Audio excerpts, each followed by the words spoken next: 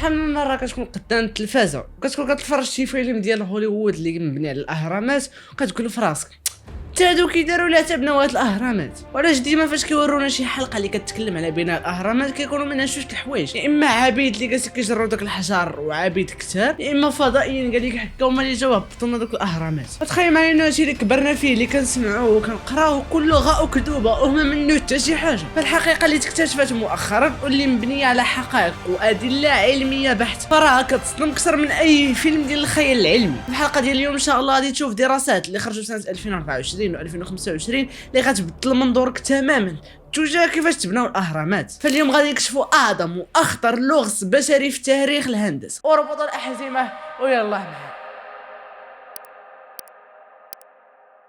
باش نقدروا نعرفوا حجم الصدمه والعبقريه اللي كنتكلموا عليها. خاصنا نرجعوا بالزمن للور بالضبط لحوالي 2589 عام قبل الميلاد، في بدايه عصر المملكه القديمه في الامبراطوريه المصريه، وتحديدا خلال حكم الملك خوف. في هذيك الحقبه التاريخيه العالم يلا ولا كيعرف شنو هي الزراعه المنتظمه، كيفاش يبنوا قرى صغيره منظمه بالطين وبالقش. ولكن وسط هذه البساطه ديال التكنولوجيا الملك قرر واحد الحاجه غريبه، قال لهم حنا بغينا نبنيو شي حاجه اللي ما غيوصل لها حتى واحد فينا، واللي هو الهرم الاكبر. الهرم الاكبر ماشي غير قبر كما كيعتقد الاغلبيه الناس، الهرم الاكبر هو تحدي هندسي ومستحيل كان انه يتحقق فاش كيتجاوز الحدود الفيزيائيه. باش نقدر نخليك تستوعب هاد الارقام اللي كنتكلموا عليها، هاد الهرم تبنى بحوالي ديال 2.3 مليون كتله حجريه، كل حجره تقريبا فيها 2.5 طن، وكاين شي حجرات اخرين بحال اللي كيسدوا السقف ديال الملك وواصله حتى ل 30 او 50 طن. باش نقدر نوضح لك اكثر هاد 50 و 30 طن شنو هي كعدد، هي سيدي تستاهل الصدمه. الا جبنا طائره بوين كامله كتساوي ديك الحجره، تخيل معايا الحجم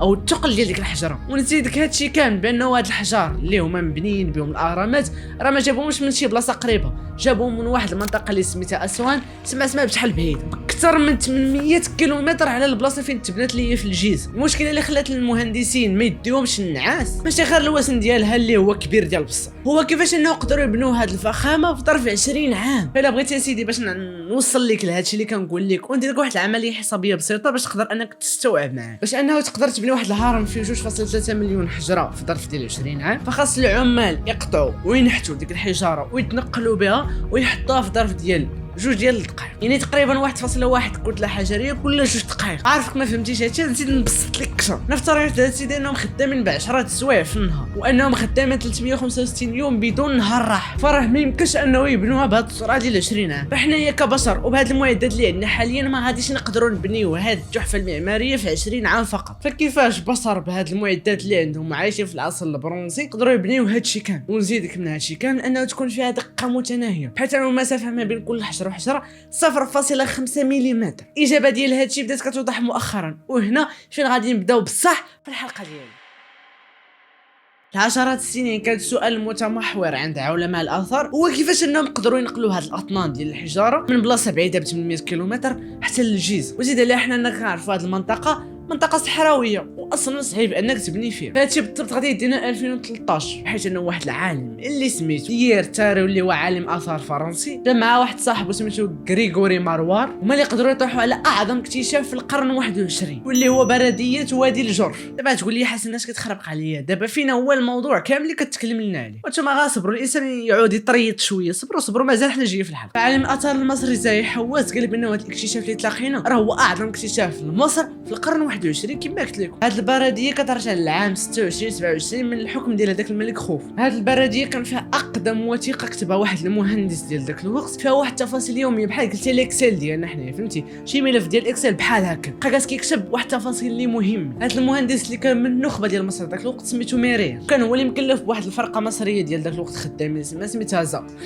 هذه هي السميه. كان فيها حوالي 200 عامل بحار، الخدمه ديالهم انهم كانوا كينقلوا الحجر من واحد المنطقه لواحد المنطقه، كانوا كينقلوا الحجر الابيض باش بها كيغلفوها باش كيحطوه في الهرم. المذكرات ديال هاد الميرير كتكتشف لينا واحد الحاجه اللي خطيره ديال بصح. اش كانوا كيديروا سيدي؟ ماشي دوك التخيلات اللي عندنا حنايا انه كيجروا الحجار كلشي كيجر، لا بناو واحد القنوات مائيه خصيصه لهادشي، بحيث انه الباطوات كيدوزوا من نهر النيل هازين للحجار وكيدخلوا من بين دوك القنوات اللي كتوصلهم بالضبط في المكان فين خاص يتحط دوك الحجار. هاد الرحله كتاخذ اليوم يومين باش يجيبوا دوك الحجار ونهار واحد باش يرجعوا مخاوي. حاجه اللي سطات العلماء هو الوصف الدقيق ديال هاد الايام. مثلا سيدي النهار 25 اش كيبدا يدير هاد المفتش من الفرقه ديال الوزه، بدا يجروا دوك الحجار ديال البلاصه فين خاصهم باش يديبلاصيهم وكينعسوا تما. نهار 26 سيدي مثلا كيهزوا داكشي اللي داروا ديال الحجار ديال البارح كيحطوهم في الباطوات وكيبداو كيتحركوا لواحد البلاصه حدا الهرم الاكبر، حيت انا تما فين كاز الاداري باش كيحطوا داكشي ديالو. نهار 27 فاش كينطلقوا من شي خوفو وكيبحروا مباشره للمنطقه فين خاص يتحد دوك الحجاره بالضبط. هاد السجلات كانوا كيشيروا لواحد الشخصيه اللي مهمه بزاف في الاستوار ديالنا اللي سميتها بالضبط عنخا حاف. المهم الحلقه تبع شي سميت محمر هضرت والله. هاد خونا كان كتعتبر وزير وكان كيتعتبر ايضا هو المشرف على الميناء الملكي. يعني يا سيدي ديك القصه اللي كانت هنا ديال انه العمال كانوا كيجروها راه حطمناها دابا في الفرضيه الاولى، احنا مازال غاديين ان شاء الله. شنو اللي خلانا نكونفيرميو انه بعدا كان داك الميناء، وانه بزاف ديال العلماء الاثار لقاو بقايا ديال الميناء حيت كانوا كيقولوا انه بسبب هذا الميناء صح مصر كانت كتعتبر بحال البندقيه. يعني ديك المنطقه فين كان الاهرامات اللي هي الجيزه كانت كتعتبر بحال البندقيه في ايطاليا. اكثر حاجه اكدت لنا الانسانيه والدقه ديال هاد الناس حيت انهم ملي داروا واحد الفحص المكان اللي كانوا فيه العمال اللي مدفون فيه العمال هو اغلبيتهم عندهم كسور، ولكن الصدمه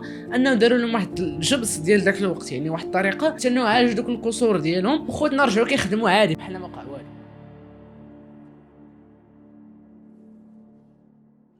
واخا حسنا حنا دابا فهمنا بصح انه داكشي اللي كانوا كيديروا ما كانوش كيجروا الحجر، كانوا عا كيدوهم في باطوات. ولكن كيفاش طلعوا دوك الحجر لفوق 50 متر في السماء؟ طبعا كما نتوما كلكم عارفين بان النظريات القديمه كانوا كيقولوا بانه كانوا كيديروا على شكل افعوانيه، يعني واحد الدائره هي اللي كتساعد باش يطلعوا دوك الحجر دغيا. ولكن في اواخر عام 2023 وبدايه عام 2024 وحتى في 2025 خرجوا واحد الدراسات علميه جديده ولات هي الطونطونس رقم واحد في عالم الاثار. فريق من الباحثين بقياده واحد الباحث اللي سميتو كزافي لاندارو من خلال تحليل دقيق الهرم زوسرس المهم اكتشفوا واحد الآلية مذهلة وتكنولوجيا متقدمة، الرفع الهيدروليكي باستخدام قوة الماء. النظرية الجديدة كتقول بلي المصريين القدماء ما كانوش غابيين ولكن كانوا مهندسين عباقرة في ميكانيك الموائع وكذلك حتى في الهندسة الهيدروليكية. المهندسين داروا رسم خرائط ثلاثي الأبعاد واكتشفوا أن الهيكل الضخم والغامض اللي كان معروف بجسر المدير هو في الحقيقة غاز احتجاز. الهدف ديالو هو التقاط الماء ديال السيول وديال الفيضانات الكثيرة باش يقدر يتحكم فيها. ولكن العبقريه ديالو ما كتوقفش هنا. هاد المياه اللي كانت محتاجه كانت كدوز من واحد الخندق عميق بزاف وكان محيط بداك الهرم وكان سميتو الخندق الجاف. التقنيه ديال الرفع اللي كانوا كيديروها كانت كتعتمد بكل بساطه على الضغط ديال الماء. هما كانوا كيستعملوا واحد العوامات خشبيه اللي كبيره كيحطوا فوق هذاك الحجر الثقيل، وملي كيطلقوا داك الماء اللي جاي من السد بواحد الضغط اللي كبير الماء كيطلع العوامه بالحجره الفوق بحال قلتي شي بركان. مع كتوصل الحجره لذاك المستوى المطلوب يعني فين بغاو يحطوها هذاك الارتفاع كيجروها وكيحطوها هذيك البلاصه اللي هما كانوا باغيين يحطوها من الاساس، ومن بعد كيخويو داك البير وكتبدا تعاود العمليه.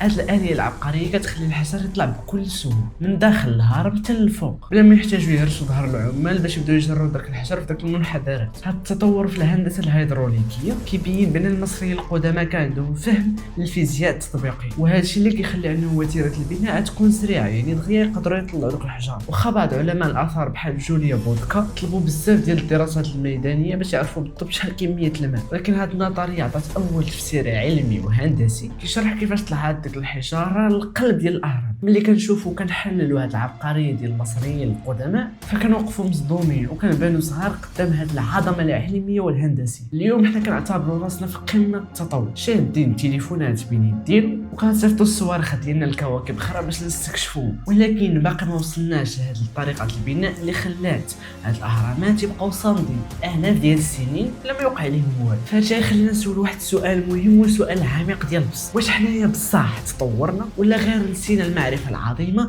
اللي كانوا كتسبوها جدودنا القدماء؟ للاسف اخوتي وصلنا للنهايه ديال الحلقه، نتمنى انها تكون عجباتكم، تكون هي المرجع الاول ديالكم في هذا الموضوع ان شاء الله. خلينا نقول لكم بارطاجيو هذا الفيديو ان شاء الله باش تعم الفائده. نتلاقاو ان شاء الله في الحلقه الجايه اللي غادي تعجبكم ان شاء الله. كان معكم حسن، دمتم في رعايه الله.